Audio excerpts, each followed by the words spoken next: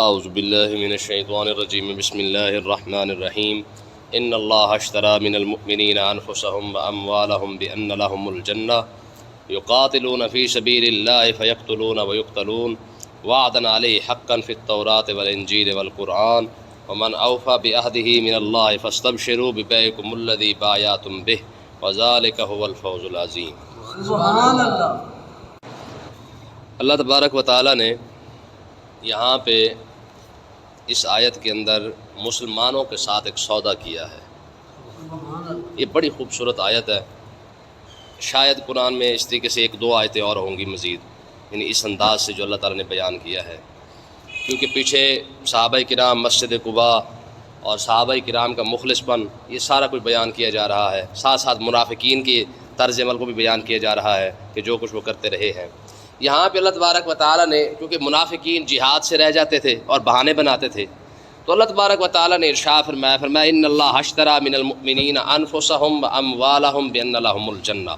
یہ جہاد کی فضیلت کو بیان کیا جا رہا ہے کہ جس کام سے تم بھاگتے ہو وہ ہے کتنا بڑا، اور وہ کس انداز کے ساتھ جو ہے وہ اللہ تبارک و تعالیٰ کو پسند ہے۔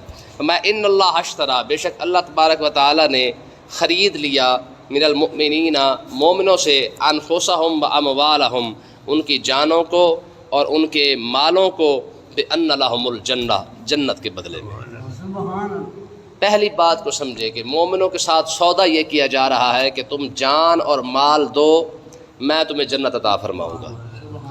ٹھیک ہے، کیونکہ جان بھی تمہاری ہے، مال بھی تمہارا ہے۔ اگر کوئی شخص اپنی جان اور اپنی مال اللہ کی راہ میں اس کا سودا کرے تو اللہ تبارک و تعالیٰ اس شخص کو جنت عطا فرمائے گا۔ مال تو پہلے بھی اس کا دیا ہوا ہے، جان بھی اسی کی دی ہوئی ہے۔ اب دیکھیں نا، جو چیزیں دی ہی اس نے ہے، پھر اس کے باوجود بھی بندے کو دے کر پھر بندے کے ساتھ ہی سودا کر رہا ہے۔ پہلے بندے کو عطا فرما دی، اور نہ بناتا تو پھر کیا کر لیتے؟ اگر ہمیں انسان نہ بھی بنایا جاتا تو پھر ہم کیا کر سکتے تھے؟ اور دوسری بات یہ کہ اگر ہمیں مال نہ دیا جاتا پھر کیا کر لیتے؟ تو یہ سارا محض رب کا کرم ہے کہ اس نے کرم فرما کے دیکھو یار انسان بنایا، پھر مال عطا فرمایا۔ سب سے بڑی بات یہ ہے کہ ہمیں مسلمان بھی بنایا، تو مسلمان بھی امام الانبیاء کی امت کے اندر بنایا ہے۔ حالانکہ پچھلی امتوں کے اندر بھی مسلمان تو ہیں نا، لیکن یہ بھی اس کا کرم ہے کہ اس نے امام الانبیاء کی امت کے اندر ہمیں شامل کر لیا ہے۔ لیکن اس کے باوجود اب سودا کیا کر رہا ہے؟ فرمایا ان اللہ اشتری من المؤمنین انفسهم واموالهم بان لهم الجنہ، ہم نے مومنوں کے ساتھ جنت کا سودا کیا ہے۔ کوئی اپنا مال دے یا اپنی جان دے، بلکہ مال اور جان دونوں چیزیں اگر دے تو اللہ تبارک و تعالیٰ اسے جنت عطا فرما دے گا۔ اس کی مثال دیکھیں، دنیا ویسے دارالبلا ہے، مصیبتیں ہی ہیں۔ آقا علیہ السلام کی خدمت میں ایک شخص حاضر ہوا اور اس نے عرض کی یا رسول اللہ میں آپ سے محبت کرتا ہوں۔ حضور نے ارشاد فرمایا غور کر تو کیا کہہ رہا ہے، تجھے اندازہ ہے تو وہ کیا کہہ رہا ہے؟ عرض کی یا رسول اللہ آپ سے پیار ہے۔ آج تو ہر بندہ کہتا ہے جی میں عاشق رسول ہوں، اور ہر بندے کا نعرہ لگا ہوا ہے کہ ہم عاشق رسول ہیں۔ حضور کی بارگاہ اقدس میں ایک شخص کھڑا ہو کے صرف یہ کہہ رہا ہے کہ یا رسول اللہ مجھے آپ سے پیار ہے۔ آقا علیہ السلام نے فرمایا تجھے اندازہ ہے کہ تو کیا کہنا چاہ رہا ہے؟ حضور کیا مطلب؟ آقا علیہ السلام نے ارشاد فرمایا جو شخص مجھ سے محبت کرتا ہے اس پر مصیبتیں ایسے نازل ہوتی ہیں جیسے بارش کے قطرے نازل ہوتے ہیں۔ اتنا آسان نہیں ہے۔ آج ہر بندے کا نعرہ ہے نہیں ہم عاشق رسول ہیں۔ اگر تم عاشق رسول ہو تو مسلمانوں پر زوال کیوں آ گیا ہے؟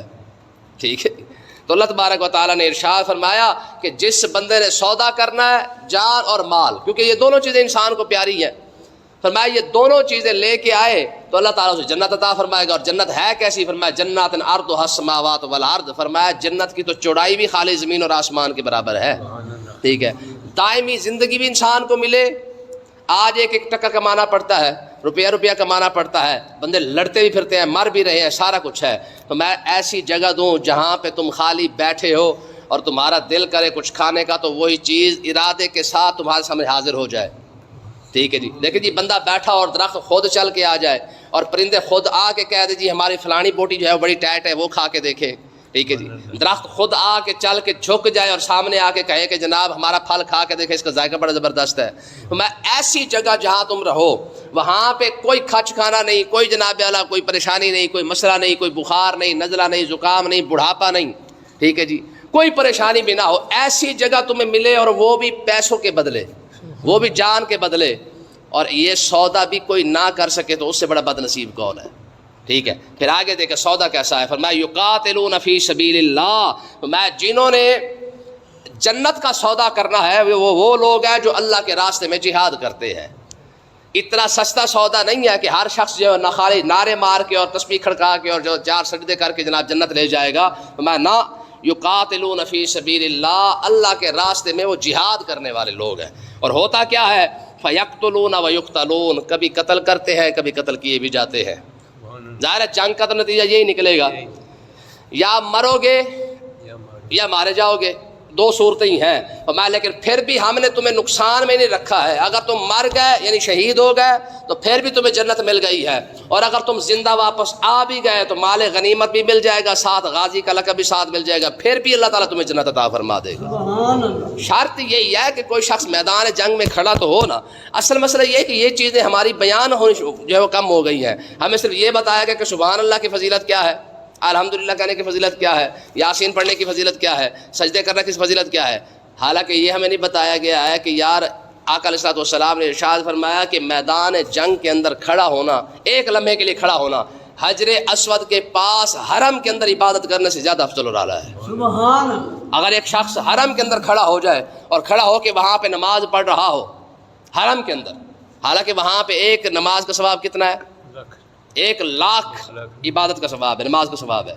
لیکن حضور نے ارشاد فرمایا میدان جنگ کے اندر، جہاد کی میدان جنگ کی صف کے اندر ایک لمحے کھڑا ہو جانا، یہ اس حرم کے اندر حجر اسود کے قریب کھڑے ہو کے عبادت کرنے سے بھی زیادہ افضل اور اعلیٰ ہے. تو اللہ تعالیٰ نے ارشاد فرمایا یہ وہ لوگ ہیں جو قتل بھی ہوتے ہیں اور قتل کیے بھی جاتے ہیں میدان جنگ میں، جن کے ساتھ رب نے جنت کا وعدہ کیا ہے. اور اگلی بات فرمایا وعدن علیہ حقا فی التوراۃ والانجیل والقرآن، فرمایا کہ اللہ تبارک و تعالیٰ نے یہ وعدہ کیا ہوا ہے سچا، تورات کے اندر بھی کیا، انجیل کے اندر بھی کیا ہے اور قرآن کے اندر بھی کیا ہے. ٹھیک ہے. یہ بات صرف مسلمانوں، دیکھیں نا یہاں تک نہیں تھی، ہم نے تو موسیٰ علیہ السلام کو بھی کہا تھا کہ اپنی قوم کو جہاد کی طرف لے جائیں، اللہ تعالیٰ پھر بھی جنت عطا فرما دے گا. ٹھیک ہے. عیسیٰ علیہ السلام کو کہا گیا کہ آپ اپنی امت کو لے آئے جہاد کی طرف. دیکھیں جہاد کی کتنی بڑی فضیلت ہوگی. موسیٰ علیہ السلام کو کہا گیا کہ آپ میدان جنگ میں اترے اور اپنی قوم کو بھی لے آئے، تو قوم نے کیا کہا تھا، فَاذْهَبْ أَنْتَ وَرَبُّكَ فَقَاتِلَا إِنَّ هَٰؤُلَاءِ قَاعِدُونَ. انہوں نے کہا جناب تسی بھی جاؤ، تہاڈا رب بھی جائے، تسی جا کے جہاد کرو، تو ساری تو مجبوریاں بھی ڈھیر ساریاں نے. ٹھیک ہے جی. ہماری مصروفیات بہت زیادہ ہیں. ٹھیک ہے. کیونکہ ہم نے ذرا پہلی بننا بھی دیکھنا ہوتا ہے، ہم نے جناب زمینوں کا کاروبار بھی کرنا ہوتا ہے، ایسی دکان بھی چلانی ہے، پھر ساری مجبوریاں نے. ہاں تسی جاؤ تو تہاڈا رب جائے، اسی صرف روٹیاں کھانے واسطے ہیں.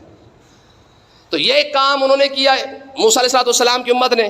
پھر ہم نے کہا فرمایا کہ والے انجیل، ہم نے انجیل کے اندر بھی یہی بات ارشاد فرمائی کہ تم جہاد کرو ہم تمہیں جنت عطا فرمائیں گے. ٹھیک ہے. عیسیٰ علیہ السلام کے ساتھ 21 بندے، ٹوٹل 21 بندے نکلے. آپ نے جب بلایا تھا نا فرمایا من انصاری اللہ، فرمایا ہے کوئی اللہ کی راہ میں مدد کرنے والا جو اللہ کے راستے میں نکلے اور میرے ساتھ جو ہے اللہ کے دین کو پھیلانے میں میری مدد کرے. 21 بندے نکلے تھے. ٹھیک ہے. 21 بندوں نے کھڑے ہو کے جب کہا نا کہ جناب ہم آپ کے ساتھ ہیں، تو عیسیٰ علیہ السلام نے ارشاد فرمایا ٹھیک ہے پھر تم پھیل جاؤ. فرمایا جس گلی سے تم جا کے صدا لگاؤ گے لا الہ الا اللہ عیسیٰ روح اللہ کی، جب تم صدا لگاؤ گے تو جہاں تک تمہاری آواز جائے گی اللہ تعالیٰ اسے ہدایت ضرور عطا فرما دے گا. ٹھیک ہے. تو یہی وجہ ہے کہ عیسیٰ علیہ السلام کا جو پہلا خطبہ تھا اعلان نبوت کے بعد کا، تو آپ نے کیا ارشاد فرمایا لوگوں میں لڑانے آیا ہوں، میں لڑانے آیا، ایک دوسرے کو لڑانے آیا ہوں میں. اب بتا سوچے کہ عیسیٰ علیہ السلام یہ خطاب کریں جی میں تو ایک دوسرے کو لڑانے آیا ہوں، یہ بات کو سمجھ میں آتی ہے؟ لیکن نہیں. عیسیٰ علیہ السلام نے فرمایا تمہیں خود سمجھ آ جائے گی. ہوا کیا کہ جب وہ 21 بندے نکلے تبلیغ کرنے کے لیے، اعلان کرنے کے لیے، ٹھیک ہے جی، وہ جس گلی سے گزرتے پھر جہاں سے بھی جاتے پھر کوئی نہ کوئی شخص کسی نہ کسی گھر سے کلمہ ضرور پڑھ لیتا. جب کلمہ پڑھتے تو لڑائی تو شروع ہو جاتی. ٹھیک ہے جی. ساری قوم کہتی جی ہم کسی سے نہیں لڑتے. بھائی کلمہ ہے ہی لڑنے کا نام. جب آپ نے یہ کہہ دیا کہ لا الہ، کیا مطلب ہے اس کا؟ کوئی نہیں ہے. تو کوئی نہیں کا مطلب کیا نکلا کہ اس کا مطلب یہ کہ ہندو بھی کٹ گئے، یہودی بھی گئے، عیسائی بھی گئے، سکھ بھی گئے، پھر تو ساری دنیا ختم ہو چکی ہے، لڑائی تو ہو گئی. تم کہہ رہے ہو اللہ، یہودی تو نہیں کہہ رہا، عیسائی تو نہیں کہہ رہا، ہندو تو نہیں کہہ رہا، سکھ تو نہیں کہہ رہا، وہ تو تم کہہ رہے ہو اللہ. جب تم کہتے ہو کہ اللہ کے سوا کوئی نہیں ہے، لڑائی تو شروع ہو گئی نا. اب جو ہمارے جو امن پسند لوگ ہیں نا، ہے جی یہ اصل حقیقت یہ کہ یہ لفظ بزدلوں نے نکالا ہے کہ ہم کسی سے نہیں لڑتے ہیں. اور بابا تمہاری لڑائی کلمے سے شروع ہوتی ہے. ٹھیک ہے, لڑائی کلمے سے شروع ہو رہی ہے. لا الہ کہنے کے بعد لڑائی تو شروع ہو چکی ہے. یعنی تمہاری لڑائی ہونی لڑائی کی جو ابتدا ہے وہ تو کلمے سے ہو رہی ہے. پوری دنیا کے ساتھ چکر ہے. کیسر اور اس کسرا جو اپنے اپنے دور کے اندر بیٹھے تھے, صحابہ کرام کی ان کے ساتھ کون سی لڑائی تھی؟ اسلام سے پہلے بھی تو یہی تھے, یہی عرب تھا, یہی کیسر تھے, یہی کسرا تھا, یہ سارے کچھ آپس میں زندگی گزار ہی رہے تھے. لیکن کیا ہوا جب یہی عرب والوں نے کہا نا لا الہ, لڑائی شروع ہو گئی ہے. پھر دو سپر پاوروں کے ساتھ لڑائی نہیں ہوئی ہے, اسی بات کی تو لڑائی ہے لا الہ کی. تو اللہ تبارک و تعالیٰ نے ارشاد فرمایا والقرآن, ہم نے قرآن میں بھی یہی بات کیا ہے کہ تم جہاد کرو اللہ تعالیٰ جنت عطا فرما دے گا. ٹھیک ہے, لیکن شرط یہ ہے کہ جہاد کیسے کرنا ہے؟ مال کے ساتھ بھی کرنا ہے اور جان کے ساتھ بھی. ٹھیک ہے جی, جانیں تو ہم نے DHA کے لیے وقف کر دی ہیں اور مال ہم نے کیونکہ جزیرے بنانے پر وقف کر دیا ہے. اب لڑے کون؟ جنہوں نے لڑنا تھا وہ بہانے بنا کے بیٹھ گئے. اچھا کمال کی بات یہ ہے, لڑنے والا ہمیں قرآن کی آیتیں سناتا ہے. کون سی؟ لڑنے والے ہمیں امن والی آیتیں سنا رہے ہیں. ٹھیک ہے, تجھے جو پیسہ دیا تھا, وردی دی تھی, اسلحہ دیا تھا, جو دفاعی بجٹ تجھے دیا تھا وہ لڑنے کے لیے تھا. تجھے یہ نہیں تھا کہ تو بیٹھ کے قرآن کی آیتیں سنا. قرآن کی آیتیں سنانے کے لیے علماء تھے. ٹھیک ہے نا جی, تجھے کس نے کہا تو قرآن کی آیتیں سناتا پھر اور تعویلیں کرتا پھر کہ نہیں جی ہم تو امن چاہتے ہیں. لاکھ دی لعنت ہے تیرے امن پر. پوری دنیا کا مسلمان رو رہا ہے کہ جہاد فرض ہو چکا ہے. ساری دنیا کے یار علماء, ساری بات چھوڑے نا, پہلے کہتے تھے جی مولوی اکٹھے نہیں ہوتے, اور اب تو جہاد پر مولوی بھی اکٹھے ہو چکے ہیں. اب کس کا اعتراض ہے جہاد پر؟ فلسطین کے مسئلے میں, غزہ کے مسئلے میں, بیت المقدس کے مسئلے میں کوئی ایک فرقہ بتائے جس نے اختلاف کیا ہو. وہابیوں نے کہا ہے, دیوبندیوں نے کہا, بریلویوں نے کہا, کسی نے کہا ہے؟ سوال ہی پیدا نہیں ہوتا ہے. آپ عرب کے اندر چلے جائیں, عرب کے علماء جو وہابی دیوبندی بریلوی کے لفظ سے شاید واقف نہ ہوں, بہت کم واقف ہوں گے, بڑے بڑے علماء ہوں گے, باقی ہو سکتے واقف ان لفظوں سے بھی واقف نہ ہو, وہ بھی کہتے ہیں کہ یار جہاد تم پر فرض ہو چکا ہے. اب دیکھیں 55 اسلامی ممالک, 57 اسلامی ممالک کی ساری فوج اکٹھی ہوئی تھی, کس وجہ سے؟ یہ ہم جہاد کریں گے. اب جب جہاد کا وقت ہوا ہے سارے کھے کھا کے بیٹھے ہوئے ہیں. اب وہی لوگ جو جہاد کے نام پہ اکٹھے ہوئے تھے, وہ لوگ جنہوں نے جہاد کے نام پہ وردیاں پہنی تھی, وہ امن والی آیتیں سناتے پھرتے ہیں. ٹھیک ہے, آگے دیکھیں جی, اللہ تعالیٰ نے ارشاد فرمایا وَمَنْ أَوْفَ بِعَهْدِهِ مِنَ اللَّهِ, میں اللہ سے زیادہ کون ہو سکتا ہے جو سچے وعدے کو پورا کرے؟ رب سے بڑا کوئی وعدہ پورا کرنے والا ہے؟ رب تم سے وعدہ کر رہا ہے کہ تم اپنا جہاد کرو, میں تمہیں جنت عطا فرماؤں گا. ہے کوئی اور بندہ جو اس طرح اپنے وعدے کو پورا کرتا ہو؟ میں یہ رب کی شان یہ ہے جو رب اپنے وعدے کو پورا کرتا رہتا ہے. رب سے زیادہ سچا کون ہو سکتا ہے؟ تو پھر آگے دیکھیں, اللہ نے نشاد فرمایا فاستبشروا, میں تم خوشیاں مناؤ اس بات پر. کون سی؟ ببیعکم الذی بایعتم بہ, جو سودا تم نے رب کے ساتھ کیا ہوا ہے.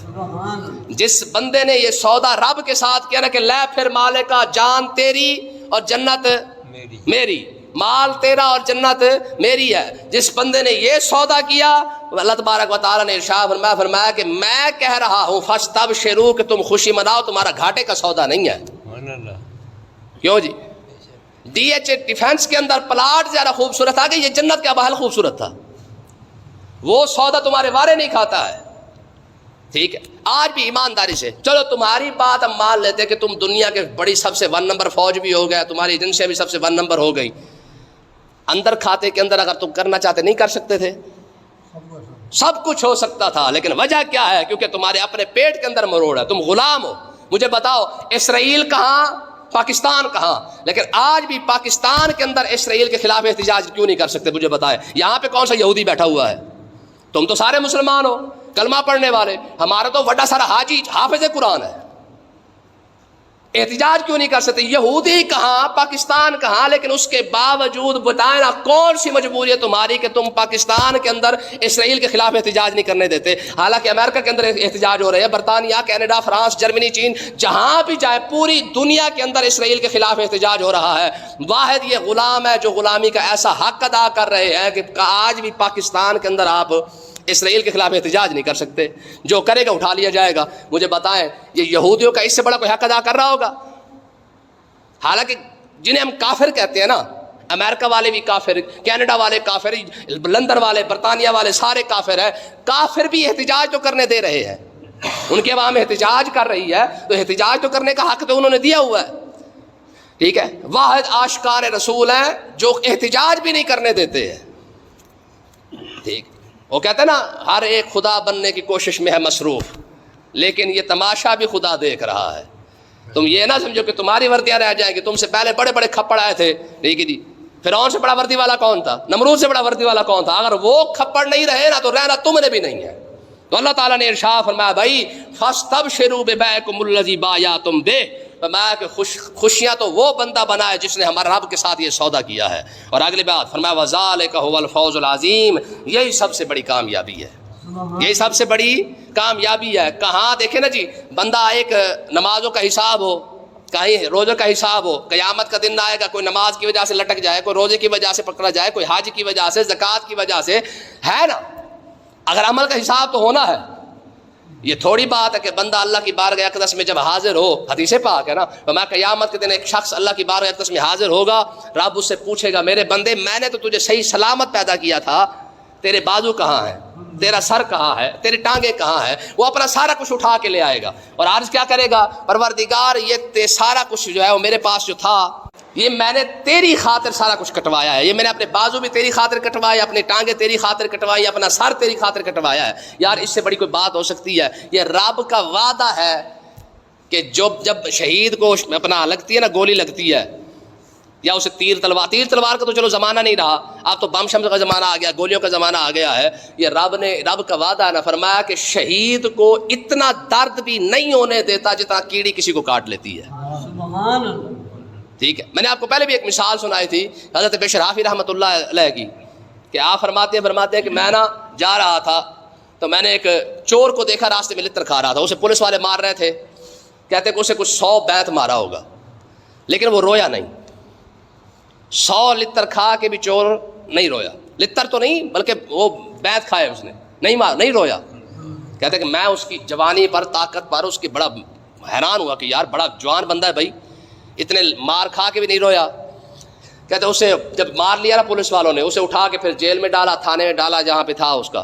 کہتے میں بھی پیچھے چلا گیا، میں نے اسے داد دینے گیا تھا، میں نے کہا یار بھی بڑے جوان بندہ ہے بھی، اتنی مار کھا کے بھی تو نہیں رویا. کہتے میں سامنے گیا فوراً رو پڑا. میں سامنے گیا فوراً ہی رو پڑا اور میں نے کہا تجھے کیا ہوا؟ میں تو اس بات پر پریشان ہوں کہ تیرے پاس آیا تھا کہ تو اتنی مار کھا کے بھی نہیں رویا اور اب رو رہا ہے. تو اس نے کہا بیشر کیسے میں روتا، میں جس کی خاطر مار کھا رہا تھا وہ بھی سامنے نظر آ رہا تھا. سبحان اللہ. جس کی خاطر میں مار کھا رہا تھا وہ بھی اسی مجمع میں کھڑا ہوا تھا، بتا کیسے روتا. یار بشر حافظ رحمۃ اللہ علیہ نے اسی بات پر کہا کہ اگر چور تھا، ٹھگ تھا، جو بھی تھا، ٹھیک ہے، جس کی خاطر وہ مار کھا رہا تھا وہ سامنے کھڑا تھا، اسے دیکھ رہا تھا، اگر اسے دیکھنے کے بعد اسے بیتوں کا درد نہیں ہوا تو پھر آپ سوچو کہ جب شہید پر پہلا حملہ ہوتا ہے اور اسے پہلی گولی لگتی ہے یا پہلا اس کو زخم آتا ہے، رب جب سارے پردے ہی اٹھا دے، اب اس کو جتنے مرضی ٹکڑے ٹکڑے کرتے جاؤ اسے کون سا اثر ہوگا؟ ٹھیک ہے، جب سارے پردے ہی اٹھ جائیں شہید سے، یہی وجہ ہے کہ اسے درد نہیں ہوتا ہے. ٹھیک ہے جی. حضرت زکریا علیہ السلام کو یہی تو کہا گیا تھا کہ مالک اب کیا کروں، یہودی تو پیچھے پہنچ آئے ہیں اور میں بھی درخت کے اندر کھڑا ہوں، اوپر سے ارہ بھی پہنچ چکا ہے. تو اللہ تبارک و تعالیٰ نے ارشاد فرمایا میرے زکریا تجھے ارے کی طرف دیکھنے کی ضرورت نہیں ہے، میری طرف دیکھ. ٹھیک ہے جی. اب پھر سر پہ ارہ چلتا چلتا جناب اللہ کو 2 ٹکڑے کر کے رکھ دیا، لیکن جناب نظر جب اوپر لگی نا، یار موسیٰ علیہ السلام نے نا بڑی بات علماء نے لکھی ہے، وہ کہتے ہیں موسیٰ علیہ السلام تھے یا عیسیٰ علیہ السلام تھے، یہ ایک جگہ سے گزرے تو ان کے پاس ایک بندہ آ گیا، کہنے لگا حضرت دعا فرما دے کہ اللہ تعالیٰ مجھے اپنی محبت عطا فرما دے. تو آپ نے ہاتھ اٹھایا کہ پروردگار سے اپنی محبت دے. تو اللہ تعالیٰ نے ارشاد فرمایا کہ یہ نہیں برداشت کر سکے گا، یہ نہیں سنبھال سکے گا. تو موسیٰ علیہ السلام نے بتا دیا ان کو کہ بھئی تیرے بس کی بات نہیں ہے. تو اس نے کہا جی ایک ذرہ ہی منگوا دے، چلو اور زیادہ نہ صحیح، ایک ذرہ ہی صحیح. تو اللہ تعالیٰ نے ارشاد فرمایا موسیٰ علیہ السلام نے پھر عرض کی کہ پروردگار ایک ذرہ ہی اپنی محبت کا عطا فرما دے. تو اللہ تعالیٰ نے ارشاد فرمایا میرے کلیم یہ ذرہ بھی نہیں برداشت کر سکے گا. کہا چلو آدھا کر دے، کچھ نہ کچھ تو کرم فرما دے، دے مانگ جو رہا ہے چلو تھوڑا سا دے ہی دے.